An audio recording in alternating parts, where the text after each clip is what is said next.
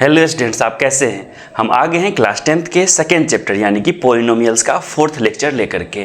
पिछला 3 lecture already आपको दिए हैं, आप उसको जा कर के देखे भी होंगे ही। चलिए फोर्थ लेक्चर को 2.3 relationship between zeros and coefficient of a polynomial, क्या हम लीनियर पॉलिनोमियल के लिए ऑलरेडी देख चुके हैं। अब क्या करेंगे, क्वाड्रेटिक के लिए देखेंगे कि कोएफिशिएंट और जीरोज में कोई रिलेशन है कि नहीं है। तो चलिए शुरुआत करते हैं लीनियर से, वो समझ चुके हैं, और उसी को फॉरवर्ड करेंगे क्वाड्रेटिक के तरफ। तो पहला क्या था, लीनियर पॉलिनोमियल। लीनियर पॉलिनोमियल में ऑलरेडी हम क्या देख चुके हैं कि वो क्या होता है, जनरल फॉर्म में px equals to ax plus b के फॉर्म में होता है। यदि k कोई एक ऐसा नंबर है जो x के जगह पर यदि पुट करते हैं और ax यानी कि a के प्लस में b इक्वल्स टू 0 आता है, तो k को क्या कहते हैं, जीरोज कहते हैं। जीरोज को और क्या कहते हैं, रूट्स भी कहते हैं। तो क्या होता है, k इक्वल्स टू क्या हो जाता है, माइनस बी बाय ए हो जाता है। यानी कि ये b क्या था, कांस्टेंट टर्म था, minus of constant term by क्या हो गया, ए क्या है, देखिए कोएफिशिएंट ऑफ, कोएफिशिएंट को हम COEFF डॉट लिख देते हैं ऑफ x, ये हम जानते हैं। चलिए इसको फॉरवर्ड करते हैं हम क्वाड्रेटिक के लिए, कोई रिलेशन है कि नहीं है वो चेक करते हैं। दूसरा हो गया क्वाड्रेटिक पॉलिनोमियल। क्वाड्रेटिक पॉलिनोमियल का आपको जनरल फॉर्म लिखने आता है। क्वाड्रेटिक पॉलिनोमियल का जनरल फॉर्म क्या होता है, px यानी कि polynomial equals to ax square plus bx plus c होता है। सिंपल। चलिए इसके लिए चेक करते हैं। तो पहले एक एग्जाम्पल ले लेते हैं, एग्जाम्पल 1 ले लेते हैं। क्या ले लेते हैं example, px equals to 2x square minus 8x plus में 6 ले लिए। अब हम 9th क्लास में ऑलरेडी क्या पढ़ चुके हैं, किसको क्या करते हैं, मिडिल टर्म को स्प्लिट करते हैं। यदि फैक्टर्स में दिखाना है तो उसमें क्या करते हैं, 6 2 जा 12x स्क्वायर, प्लस है तो यहाँ भी प्लस। तो इसको इस तरह से स्प्लिट करते हैं कि ये 12x स्क्वायर बन जाए। तो 6 देखिए माइनस 6x माइनस 2x, तो ये क्या हो जाएगा, 6 2 जा 12x square, minus minus plus भी हो जाएगा। सिंपली यही करना होता है। तो इसको क्या करेंगे, माइनस 6x माइनस 2x में बदल लेंगे। इसको दोनों को ऐड करेंगे तो माइनस 8x भी आ जाएगा। तो ऐसे ही हम मिडिल टर्म को स्प्लिट करते हैं। तो देखिए 2x square minus 6x minus 2x plus में 6 हो गया। फिर क्या होता है, इसमें दोनों में कॉमन क्या ले सकते हैं, 2x, x माइनस 3 हो गया, माइनस ऑफ 2 ले लीजिए फिर से, तो क्या हो जाएगा, x माइनस 3 हो जाएगा। देखिए x माइनस 3 कॉमन है, x माइनस 3 कॉमन ले लिए। फिर क्या हो गया, 2x माइनस 2, 2x माइनस 2 हो गया। अब ये क्या हो गया, जो हम लिए थे 2x x square minus 8x plus 6 यानी px किस फॉर्म में आ गया, इस फॉर्म में आ गया। हम क्या कहेंगे, ये जीरो कब होगा, ये जो टर्म है ये जीरो कब होगा, या तो ये जीरो हो जाए या मतलब इंग्लिश में और, या ये जीरो हो जाए। तो क्या होगा, ये जीरो होगा तो क्या हो जाएगा, x माइनस 3 इक्वल्स टू 0, यानी कि x इक्वल्स टू 3 होना पड़ेगा इसके लिए। या दूसरा क्या होगा, 2x माइनस 2 इक्वल्स टू 0 होना पड़ेगा। तो इसमें क्या होगा, x इक्वल्स टू 1 हो जाएगा। सिंपल। यानी कि x3 और x1 ये दोनों वैल्यूज़ क्या होंगे, जीरोज होंगे, या इसी को रूट्स कहते हैं। सिंपल सी बात है। और इसमें क्या ऑब्जर्व करने वाली बात क्या है कि x माइनस 3 इसका फैक्टर है, 2x माइनस 2 भी इसी का फैक्टर है। देख रहे हैं मल्टीपल में लिखा है ना। जैसे कि 12 लिखते थे तो क्या होता था, ये 2 इंटू 6 लिखा हुआ है, तो 2 से डिवाइड हो रहा है, 6 से डिवाइड हो रहा है। ऐसे ही x माइनस 3 से भी ये डिवाइड हो रहा है, 2x माइनस 2 से भी डिवाइड हो रहा है। तो इसको क्या कहते थे, फैक्टर कहते थे, तो इसी को फैक्टर कर रहे हैं। सेम बात है यहाँ पे, ठीक है। तो हम अब कुछ ऑब्जर्वेशन क्या कर सकते हैं, चलिए देखते हैं कि सम ऑफ जीरोज करके देखते हैं। तो क्या हो जाता है सम ऑफ मेरा जीरोज, 3 प्लस 1 इक्वल्स टू 4 हो गया। एक और ऑब्जर्वेशन क्या करते हैं, देखिए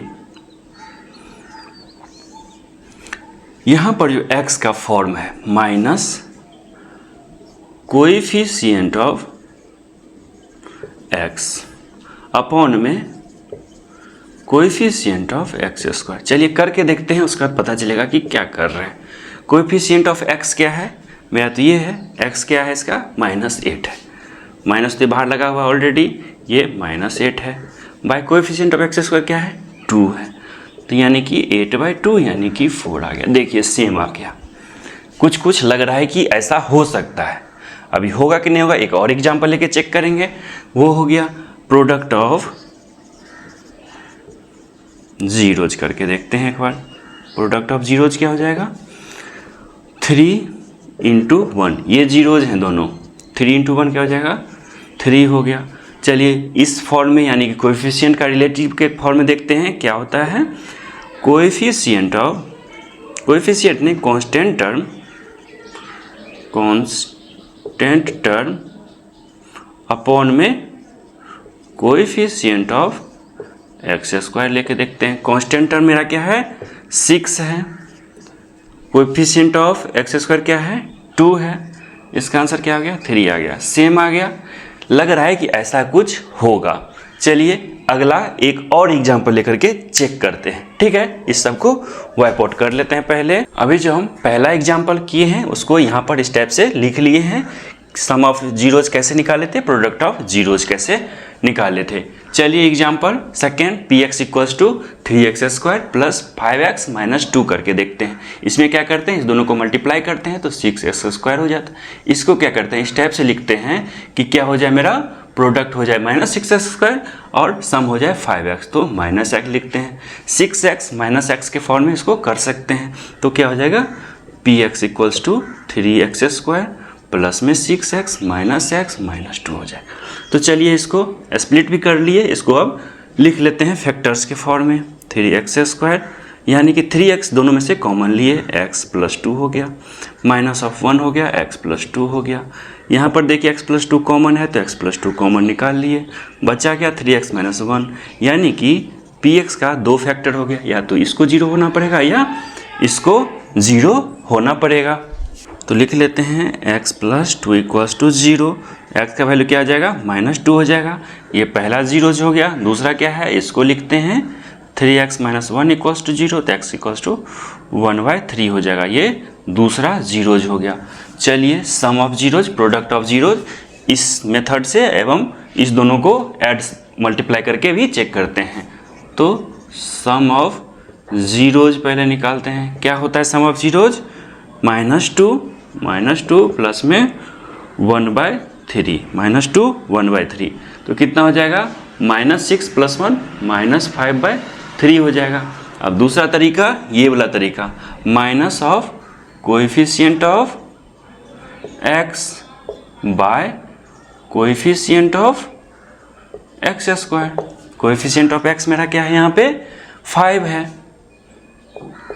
5 लिख लिए, -5 लिख लिए। x² क्या है, 3 है। तो क्या ये -5/3 आ गया, ये भी -5/3, ये भी -5/3। यहाँ पर भी सही चल रहा है। प्रोडक्ट ऑफ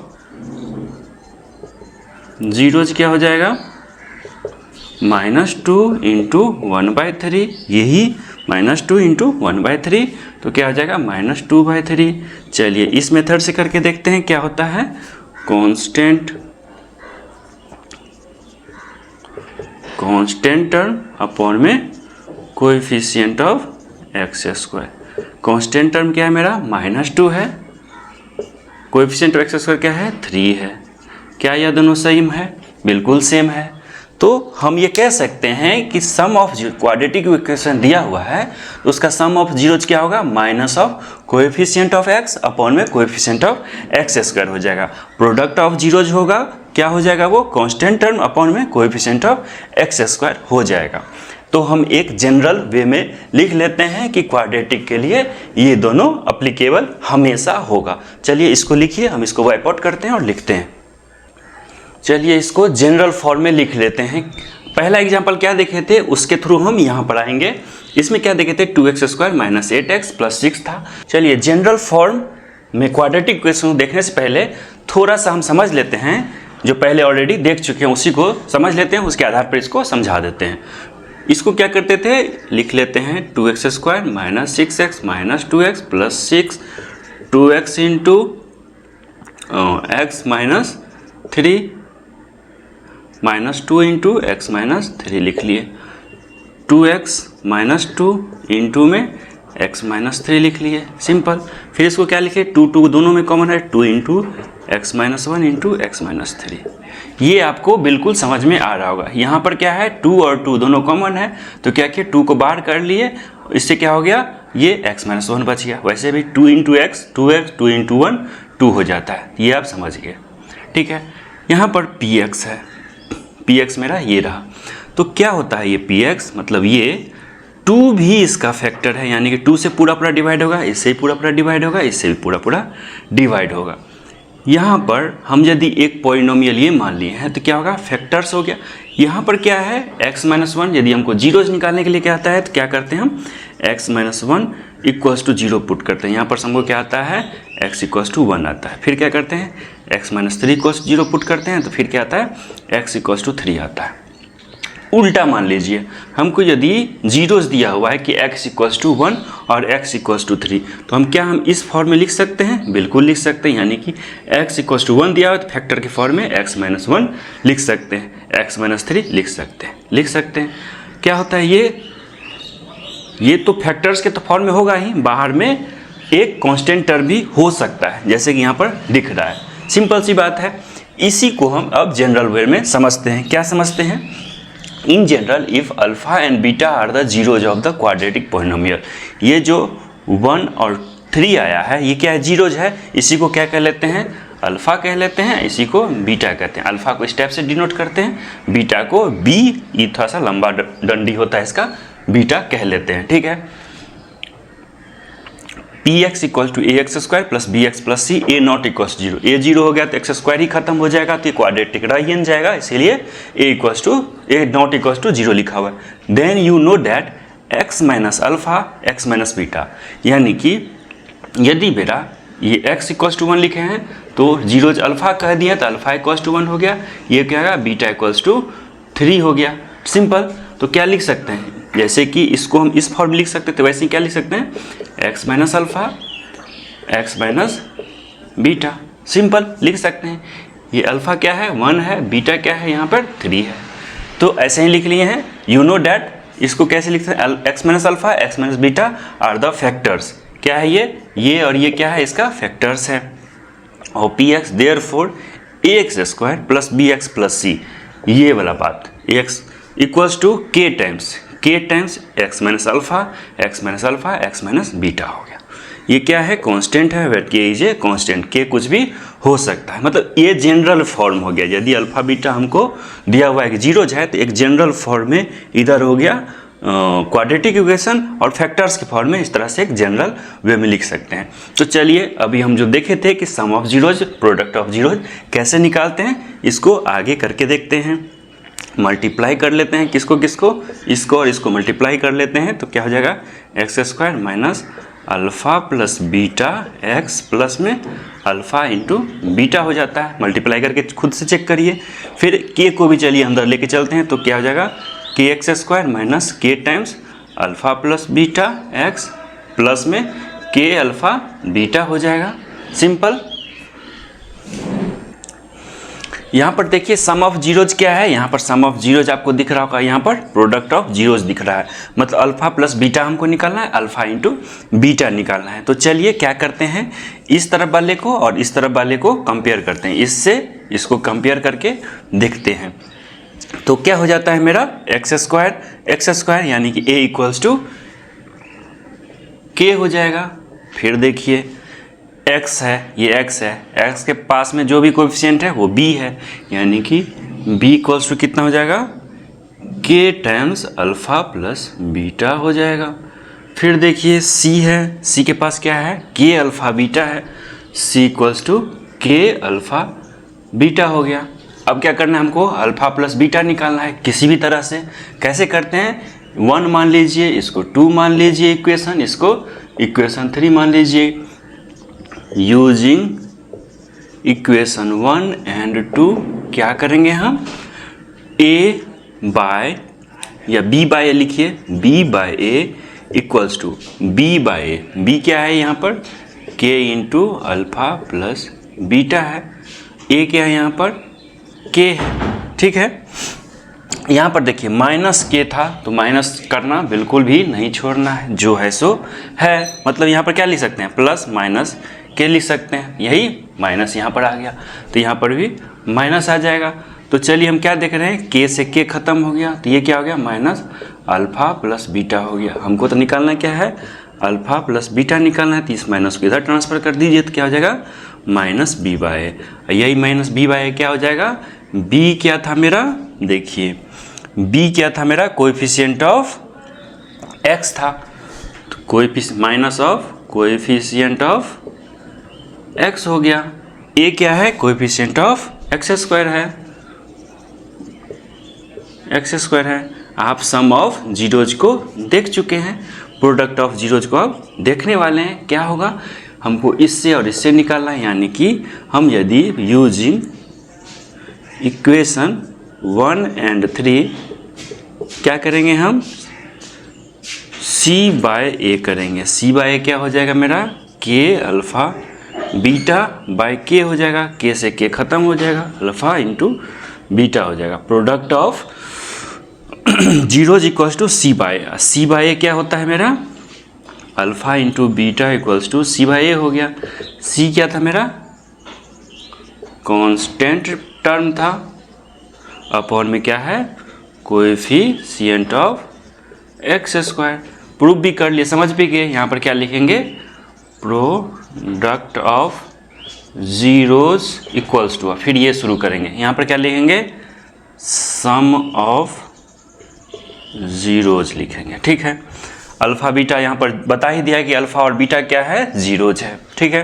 तो sum of zeros, product of zeros, हम इसको प्रूफ कर लिए हैं। चलिए एक एग्जाम्पल के माध्यम से इसको जिस तरह से बताया है, अब प्रूफ नहीं करेंगे, डायरेक्ट लिखेंगे कि सम ऑफ जीरोज पूछेगा तो minus of coefficient of x लिखेंगे, कोएफिशिएंट ऑफ एक्स स्क्वायर कर देंगे, सिंपली यही सिर्फ यूज करेंगे। प्रोडक्ट पूछेगा तो सी बाय ए कर देंगे, सी बाय ए मतलब कांस्टेंट टर्म अपॉन में coefficient of x square simply कर देंगे, ठीक है। चलिए एक एग्जाम्पल के माध्यम से समझते हैं। चलिए एग्जाम्पल 2 देख लेते हैं, क्या है, पोलिनोमियल दिया हुआ है, quadratic polynomial x square plus 7x plus 10, क्या कह रहा है, verify relationship between zeros and the coefficient, मतलब जो अभी किए हैं वो उसको वेरीफाई करना है। तो क्या लिख लेते हैं इसको, एक्स स्क्वायर 10 का मल्टीप्लाई 10x स्क्वायर, इस दोनों को ऐसे स्प्लिट करेंगे कि एड 7x हो जाए, तो एक्स स्क्वायर प्लस में 5x प्लस में 2x प्लस में 10x into x plus 5 plus में 2 इंटू एक्स प्लस 5 हो गया। x प्लस 5 कॉमन है तो x plus 5 into x plus 2 हो गया, यानी कि px मेरा इतना हो गया। तो क्या करेंगे, इसको जीरो करेंगे तो x इक्वल्स टू -5, इसको जीरो करेंगे तो x इक्वल्स टू -2, मतलब हो गया कि अल्फ़ा इक्वल्स टू -5, यानी कि अल्फ़ा बीटा ही लिखिए क्योंकि जब आप पढ़ ही चुके हैं, यानी कि क्या होगा, पहला जीरोज क्या हो जाएगा, जब इसको जीरो करेंगे तो x का वैल्यू -5 होगा, तो अल्फ़ा को ही -5 डायरेक्ट लिखिए, बीटा को क्या लिख लेंगे, -2 लिख लेंगे, यानी कि इसको x प्लस 2 को जीरो करेंगे तो क्या हो जाएगा, x इक्वल्स टू -2 हो जाएगा, लेकिन ये जीरोज है इसलिए जीरोज को अल्फ़ा और बीटा के फॉर्म में लिखना है, तो अल्फ़ा इक्वल्स टू इतना, बीटा इक्वल्स टू इतना लिख लिए। अब चलिए क्या करके देखते हैं कि सम ऑफ जीरोज मतलब अल्फ़ा प्लस बीटा कितना होता है, -5 प्लस ऑफ -2 होता है। जब कभी माइनस लगा हो तो कन्फ्यूजन दूर करने के लिए उसको ब्रैकेट में रखिए, क्या हो जाएगा, -7 आता है, इक्वल्स टू, और भी क्या देखे थे, कोएफिशिएंट ऑफ एक्स, ये माइनस में रहता है, और coefficient of x square simply. तो इसका क्या था, कोएफिशिएंट ऑफ एक्स क्या था मेरा, एक्स का था 7 अपॉन में क्या था, एक्स स्क्वायर का 1, तो 1 क्या हो जाएगा, -7। क्या ये दोनों सेम है, हम वेरीफाई कर दिए। Sum of zeros, product of zeros को भी कर देते हैं, कैसे, अल्फ़ा इंटू बीटा होता है, अल्फ़ा इंटू बीटा क्या हो जाएगा, अल्फ़ा -5 इंटू -2 हो जाएगा, -2, कोई प्रॉब्लम ना हो इसीलिए कोष्ट में कर देते हैं, क्या हो जाएगा, माइनस माइनस प्लस में आ जाएगा, क्या आ जाएगा, 10 आ जाएगा, यहीं पे लिख लेते हैं। हम ऑलरेडी और क्या पढ़ चुके हैं, product of zeros equals to क्या होता है, कांस्टेंट टर्म अपॉन में coefficient of x square equals to constant term मेरा क्या है, कॉन्स्टेंट टर्म मेरा 10 है, कोएफिशिएंट ऑफ एक्स क्या है मेरा 1 है, इक्वल्स टू 10 आ गया, दोनों सेम हो गया। हम क्या किए, वेरीफाई कर दिए जीरोज और कोएफिशिएंट ऑफ द टर्म्स का वेरिफिकेशन हो गया। ये आप देख लीजिए। चलिए एग्जाम्पल नहीं फास्ट इसलिए कर रहे हैं क्योंकि आपको कोई दिक्कत नहीं है। चलिए एग्जाम्पल 3 भी करके देखते हैं। सेम एग्जाम्पल्स है, क्या है, क्वाड्रेटिक इक्वेशन दिया हुआ है एक्स स्क्वायर माइनस 3 है, सेम जीरोज निकालिए, रिलेशनशिप कोएफिशिएंट में फाइंड करिए। तो ये हो गया। इसको क्या लिख सकते हैं हम, देखिए ए स्क्वायर माइनस बी स्क्वायर के फॉर्म में लिखा हुआ है, यानी कि एक्स स्क्वायर माइनस √3 का होल स्क्वायर। तो हम इसको क्या जानते हैं करना, ए माइनस बी इंटू ए प्लस बी, यानी कि x minus √3 into x plus √3 लिख सकते हैं, यानी कि ये जो पी एक्स था उसका ये दोनों क्या हो गया, फैक्टर्स हो गया। ये इक्वल्स टू 0, ये इक्वल्स टू 0 करेंगे जीरोज फाइंड करने के लिए। तो मेरा जीरोज क्या क्या हो जाएगा, x इक्वल्स टू √3 हो जाएगा और x इक्वल्स टू माइनस √3 हो जाएगा। अल्फ़ा और बीटा के फॉर्म में लिख सकते हैं, एक जीरो जितना एक जीरो जितना, तो अल्फ़ा इक्वल्स टू √3 लिख लेते हैं। मतलब सेम चीज़, सिर्फ x को अल्फ़ा लिख दिए हैं और बीटा को लिख दिए हैं माइनस √3। ठीक है, यानी कि इस x को बीटा लिख दिए हैं। सम ऑफ जीरोज करना है, सम ऑफ जीरोज कितना हो जाएगा, सिंपली करके देखिए पहले। तो क्या हो जाएगा, √3 प्लस में माइनस में √3, 0 हो गया आंसर। तो यहाँ पर क्या हो जाएगा, चलिए देखते हैं करके। क्या देखे थे, minus of coefficient of x upon में कोएफिशिएंट ऑफ एक्स स्क्वायर देखे थे। कोएफिशिएंट ऑफ एक्स क्या है, कुछ नहीं है, यानी कि 0 है। अपॉन में चाहे कुछ भी आ जाए तो आंसर क्या आ जाएगा, चाहे 0 ही आना है। दोनों वेरीफाई कर रहा है। ठीक है, तीसरा क्या देखे थे, sum of zeros, product of zeros भी देखिए। प्रोडक्ट ऑफ जीरोज क्या हो जाएगा, √3 इंटू माइनस ऑफ √3, तो क्या हो जाएगा 3, वो भी माइनस में आ जाएगा, सिंपल। तो प्रोडक्ट ऑफ जीरोज हम क्या देखे थे, कांस्टेंट टर्म अपॉन में coefficient of x square. Constant term मेरा क्या है, -3 है, -3 है। कोएफिशिएंट ऑफ एक्स स्क्वायर क्या है, 1 है, तो क्या हो जाएगा -3 हो गया। क्या ये दोनों सेम है, वेरीफाई हो गया जीरोज और कोएफिशिएंट का रिलेशनशिप। ठीक है, देखते हैं 4th number question. 4th number example क्या है, find quadratic polynomial the sum and product of whose zeros are, यानी कि मान लेते हैं let alpha and beta are zeros, तो अल्फा प्लस बीटा क्या हो जाएगा, -3। प्रोडक्ट मतलब alpha into beta equals to 2 लिखा हुआ है। अभी हम क्या देखे थे कि क्वाड्रेटिक इक्वेशन किस फॉर्म में होता है, ax² plus bx plus c बराबर क्या लिख लेते हैं हम, x minus alpha into x minus beta लिख लेते हैं। फिर क्या करते हैं, k times x² minus of alpha plus beta x plus of alpha into beta लिख लेते हैं। तो क्या करना है यहाँ पर, देखिए अल्फ़ा बीटा दिया हुआ है, अल्फ़ा इंटू बीटा भी दिया हुआ है ना। तो बस इसको पुट करिए, क्या होता है, x² minus alpha plus beta क्या है, -3, x प्लस में अल्फ़ा प्लस बीटा 2 है, तो क्या हो जाएगा k इंटू x² प्लस में 3x प्लस में 2 हो जाएगा। ये इक्वेशन हो गया। मान लीजिए कि ये किस किस क्वाड्रेटिक पॉलिनोमियल के लिए फॉलो करेगा, तो k का रियल वैल्यू कुछ भी ले लीजिए, 1 ले लीजिए उसके लिए भी करेगा, 2 ले लीजिए 1 भी उसके लिए भी करेगा। तो मान लेते हैं कि k equals to 1, let k equals to 1, then the quadratic equation will be क्या, x² प्लस 3x प्लस में 2 हो जाएगा, क्योंकि k का वैल्यू 1 रख दिए, यानी कि खत्म हो गया। 1 से मल्टीप्लाई करने से कोई फर्क नहीं पड़ता है, तो ये हो गया, आंसर हो गया। सिंपल सी बात है, जैसा कह रहा है बस उसको करिए और ध्यान रखिए कि इस फॉर्म में लिख सकते हैं। अल्फ़ा प्लस बीटा दिया है, लग रहा था कि अल्फ़ा और बीटा मतलब जीरोज दिया हुआ है, लेकिन ये सम ऑफ जीरोज और प्रोडक्ट ऑफ जीरोज है, मतलब कुछ भी लैंग्वेज में कन्फ्यूजन करने के लिए आपको डाल सकता है। कन्फ्यूज तो होना नहीं है, अच्छे से सोल्व करना है, थोड़ा सा कंसंट्रेशन बना के रखना है। तो चलिए, वीडियो कैसा लगा, समझ में आया नहीं आया, वो हमको कमेंट करके बताइए। क्यूबिक पॉलिनोमियल को अगले लेक्चर में करते हैं, आपको भी आसानी रहेगा 2 लेक्चर में समझना कि क्वाड्रेटिक में क्या था, क्यूबिक में था। क्यूबिक में क्या करेंगे, हम क्वाड्रेटिक को थोड़ा सा सोल्व करते हुए, यानी कि उससे हम क्यूबिक की तरफ बढ़ेंगे, आपको आसानी होगी समझने में।